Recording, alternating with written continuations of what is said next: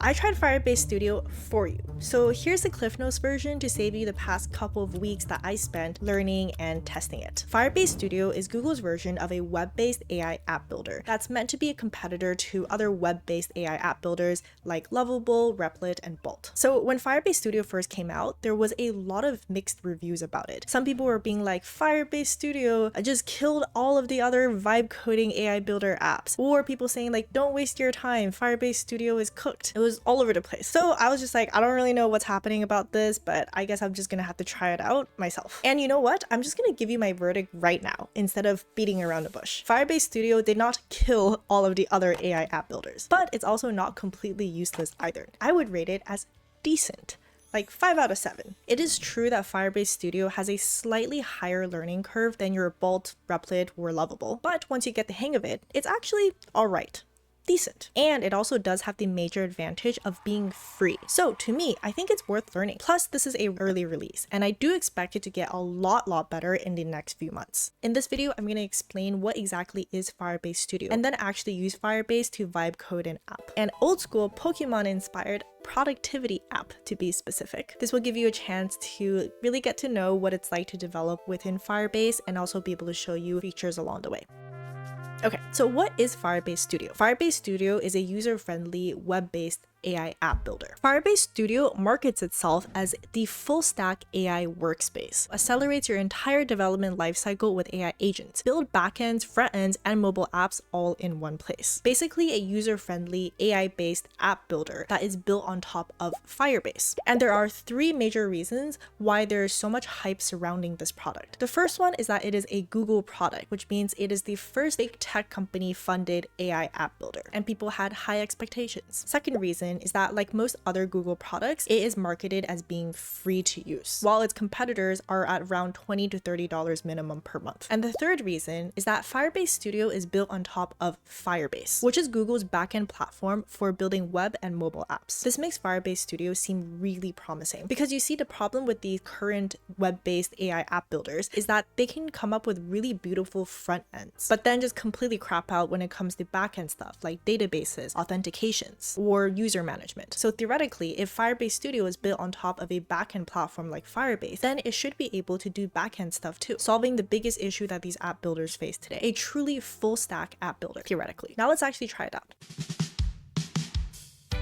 Alright, so here is the landing page, and if you click Get Started, it would lead you to this very familiar looking interface. It says prototype an app with AI, and you can just put a prompt in. They have some of these default prompts like tipping calculator, recipe generator, but that's just boring and not very realistic. I don't think anybody is super excited to build another tipping calculator. So instead, we're actually going to build something that is useful, which is an old school Pokemon inspired productivity app where you're competing against an AI rival like Red from Pokemon by setting daily goals and completing them to earn XP. From my experience with AI app builders, if you can clearly think through what you want your end app product to look like, you generally get much better results. So to help me flesh out this prompt and get much better results, I'm going to actually use ChatGPT to help me think through what I want the app to look like.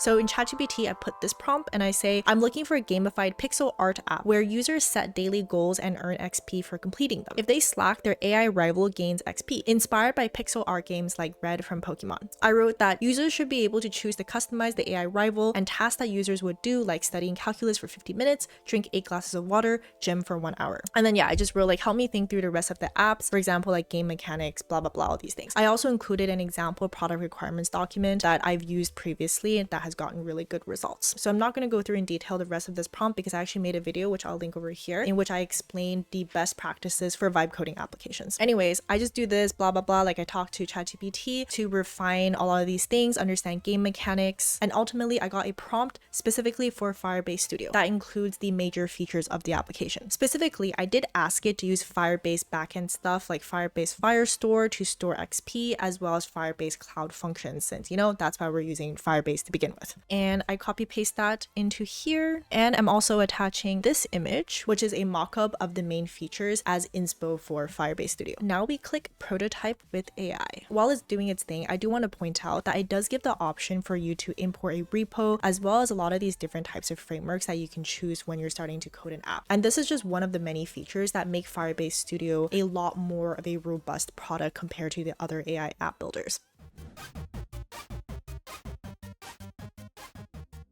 Anyways, going back here, Firebase Studio gives us a plan called Pixel Progress, and it says that has its main features like a main screen UI that displays user and rival XP with numeric values, daily reset like tasks that reset at midnight, as well as passive XP gain. An AI tool is used to calculate how much XP the rival should gain passively for each unchecked task. It has like the style guidelines as well with the color layout, iconography, and animation. And here you can chat with Gemini to tweak this plan. Of course, since this is a Google product, all the models are also going to be Gemini based models. It got the color scheme from the inspo mockup that I did, but for example, I can say like I want to include the color purple. I don't know, it's not really showing up, but it does say here that dark purple for A148C can be used sparingly for accents or interactive elements that need to stand out. I guess good enough. We can click prototype this app. And yeah, it's gonna start doing its thing now and creating all the files. Hopefully this works. And you can see that it's using Gemini 2.0 Flash. So that's why things are moving really, really quickly. I'll actually show you in a bit how to change the model to something like Gemini 2.5 Pro, which you're gonna get much better results for. But yeah, let's stick with this for now. Later. Okay, so it's running into some issues and it's also asking me to input a Gemini API key. You can just click auto generate here. Honestly, this is also kind of weird because technically it doesn't need a Gemini key. It's not like an inherently AI app per se. And in the meantime, let's see what the issues are. Okay, server-side exception has occurred. Okay, cool. Gemini API key is updated and it says that I've detected an error, want me to fix it, and you can just click fix error. And just like a true vibe coder, no idea what the hell the error is, but maybe it will fix itself. I'm gonna go take a nap. A few moments later. Okay, looks like our app is ready, and that honestly did not take that long. That was around 3 minutes. Yeah, Gemini Flash is very fast indeed. Okay, so this is what we got as the first iteration. Progress tracker, your XP, rival XP over here, daily task, no task for today, add some goals, and we have a timer here. Time until daily reset, and rival gains XP in 1 hour. So, looking at this, it looks pretty. Let's see if it actually works. Enter a new task, vibe code app for 50 minutes and put XP like, I don't know, like 20 XP. Add goal and let's add another goal. Drink 8 glasses of water, 15 XP. And if we click here, it looks like, yep, you do get your XP does increase over here. And if you drink 8 glasses, then it does increase over here as well. Okay, so for the timers that are here, it looks like the time until daily reset is 5 hours, 54 minutes and 39 seconds. And this is actually correct because within the prompt, I did write that I wanted to reset every day, right? And currently it's 6:05 p.m. I'm on GMT +8 right now in Hong Kong, so I guess I got that right. It does say rival gains XP in 1 hour, and I actually like want to see this happen as opposed to wait for an hour. So what I'm going to do, make rival gain XP increments of 1 minute. I just want to see if it actually does that or not, as opposed to waiting for an hour. Also, I feel like it probably won't do that in an hour because this is not actually counting down. We'll look at the code in a little bit, but that is my guess. It says as modify trigger rival XP update to calculate and award rival XP based on minutes passed instead of hours. The rival now gains 1 XP per incomplete task every minute. While it's doing that, I want to show you a cool feature that Firebase Studio has. So right now, this is like obviously web-based, right? But if you click over here, you can actually click like make preview public. And then there's a QR code over here that you can actually take your phone and scan it using your camera app. And you can see what it looks like on the phone as well. So I will do that. And here you go. It is currently loading. One of the big benefits of web-based app builders is that you don't need to set up all of these processes yourself. Okay. So I wonder if you can see that. You can see on mobile, it honestly looks pretty good as well. let's refresh this now. And something is not going right over here. Gains XP in 0.0 seconds. That doesn't look right. We can wait a minute and see if it actually gains XP in 1 minute. Seems like there's some sort of logic issue that is going on over here. So what I'm gonna do is I'm gonna go into the code view shortly to take a look at this actual file and see what's going on exactly there. But let's actually leave that for now. I wanna show you guys some cool little features that Firebase has when it comes to front-end design stuff.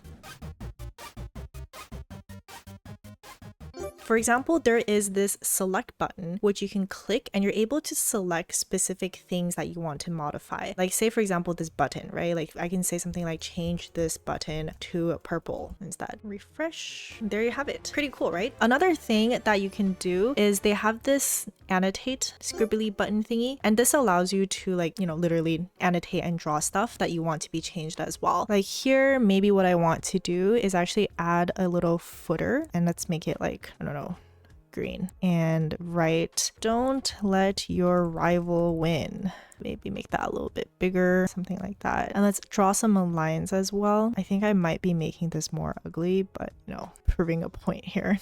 And I'm just gonna write here, add these components. Send drawing. Okay, it did say don't let your rival in, but it didn't add my line. So I'm just gonna try again. The secret technique of vibe coding. Just do it again and hope it works this time. Add the line under progress tracker.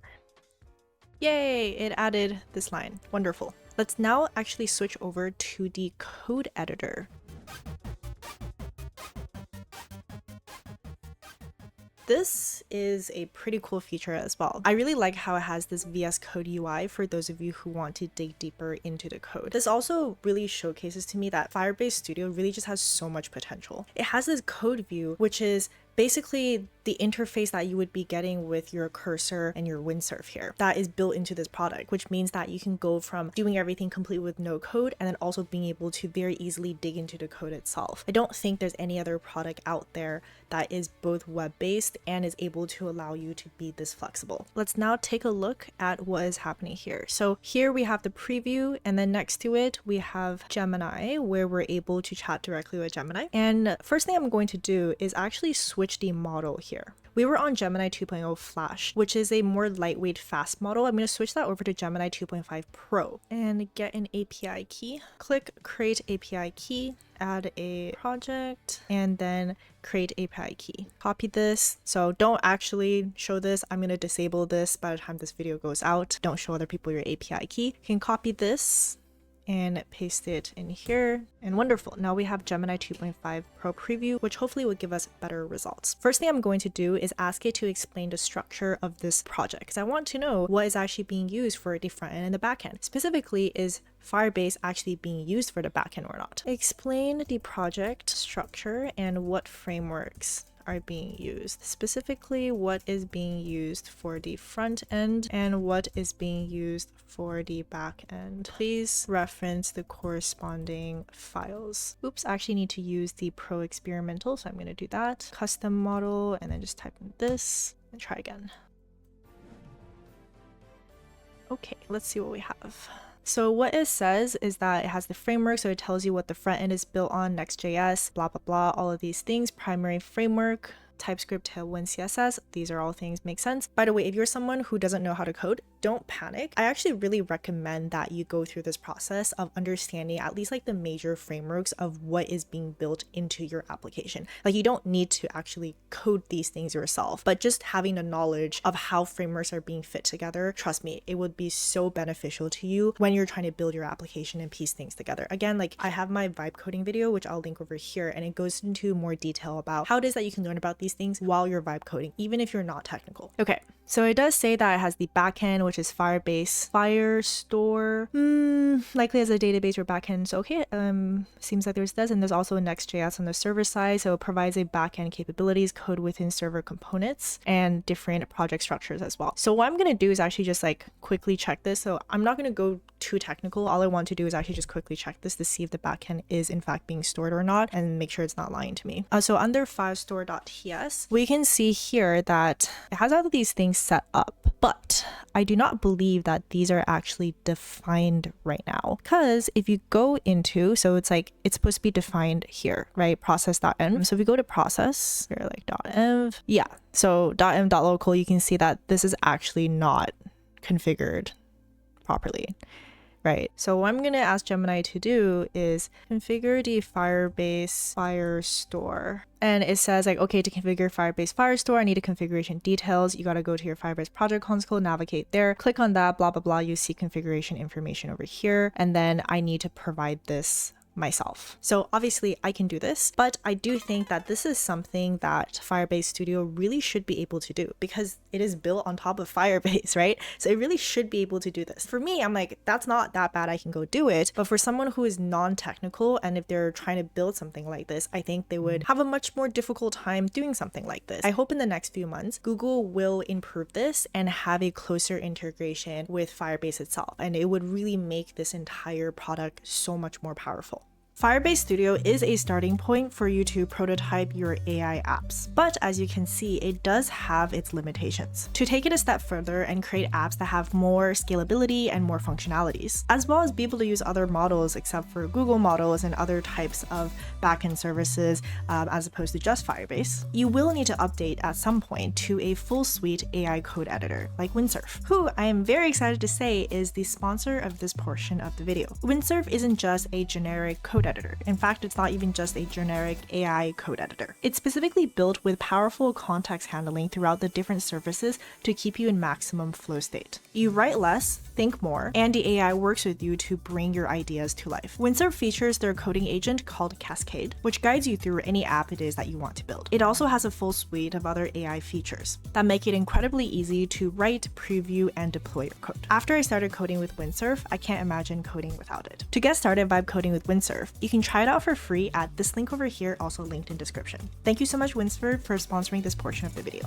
Now back to the video.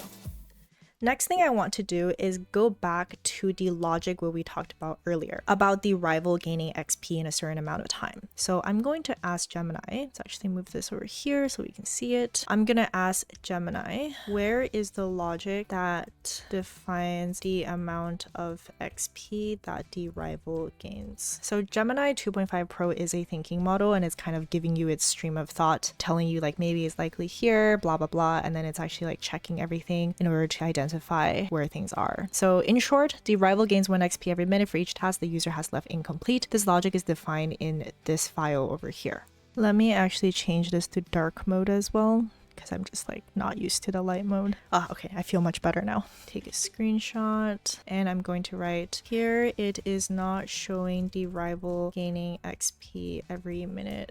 Based on the code, the intent is for the rival to gain XP every minute based on your incomplete task. Okay, added an incomplete task and see if something is going to happen. As it suggests over here, the trigger rival update function has several console.log statements that should indicate as well. And it actually did update over here.